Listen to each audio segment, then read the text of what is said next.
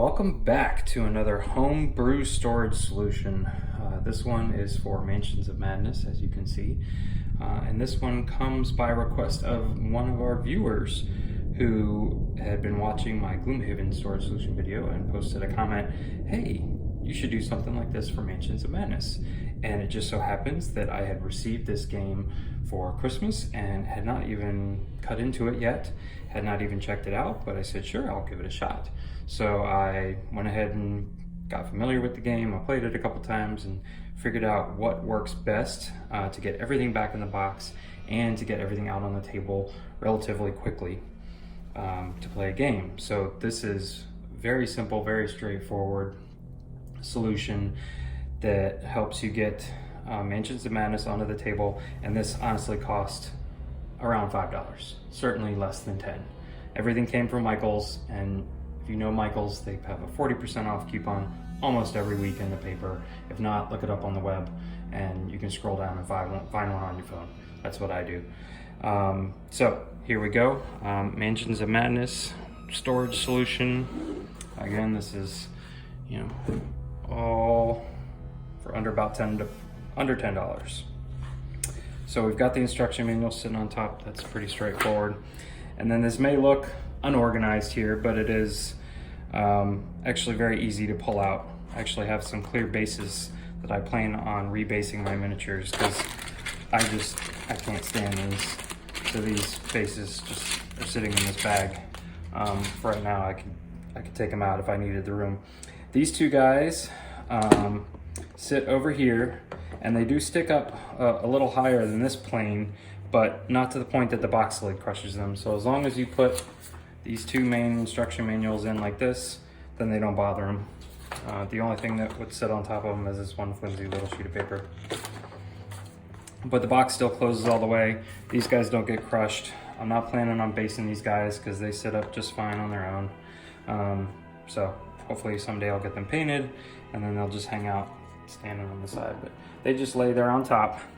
Then I've got the cards. They're still in the bags that Fantasy Flight provides, which works well. I don't know if I'm going to sleeve these or not, but the bags do a pretty good job of holding them tight in there, holding them together. And I've got the dice in a bag and the Investigator cards still in the bag. So all of that's already provided.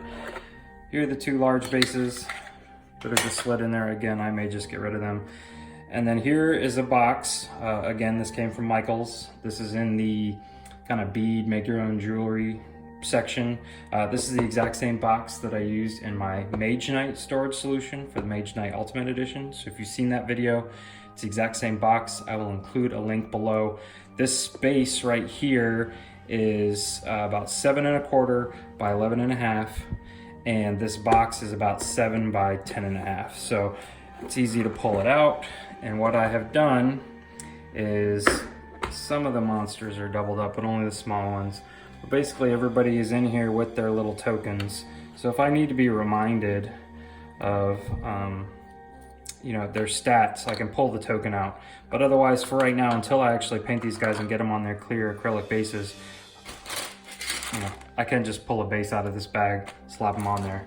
But otherwise, they just kind of hang out in here because you don't always need every single mini to be out and based for every game. And it takes up a lot of space trying to keep these guys on their bases or glued into those big bases. And once they're on these size bases, they should still fit in here, just like this. Just like you can see my Investigators, which are based, hang out here just fine, and they're short enough. So this is all the Investigators here, and these are my two star spawn tokens since they're outside. But other than that, everybody else has the token in their little box. They are stay separated.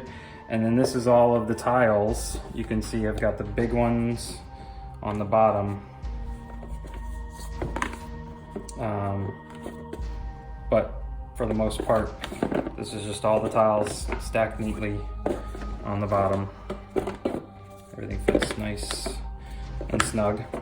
And then the last bit is all of my tokens, you're probably wondering, fit in this little sleeved area. And I know a lot of people hate these Fantasy Flight storage solutions, but I think they're kind of nice for keeping everything separated. So here are all my tokens. This is like a single row storage solution. I got it in the same aisle as this bead storage box. So again, this comes from Michael's. This was about $2.50, and if you have a 40% off coupon, it's less than $2. It's got this nice little locking mechanism on the side that you actually have to push this in to pop open the tops. So they're not just gonna slide out on their own, but close up nicely, and it's nice and thin, so it fits right there. Fits in there perfectly. Stays out of the way. It was pretty easy to pull out. So I've got my, Investigate tokens. They're all divvied up here pretty evenly.